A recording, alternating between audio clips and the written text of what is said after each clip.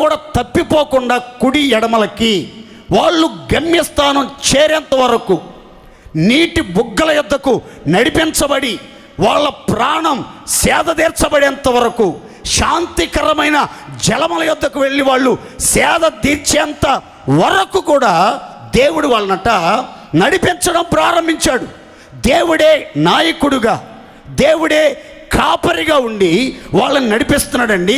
ఎలాంటి మార్గాలంటే వారు తొట్టిల్లకుండా చక్కగా పోవు బాటను, చక్కగా పోయే మార్గంలో నీళ్ల కాలువల యొద్దకు వారిని నడిపించాడని బైబిల్ గ్రంథం చెప్తుంది. ప్రియమైన దేవుని బిడ్డలారా, మనం ఆరాధించే దేవుడు మనల్ని నడిపించే దేవుడు.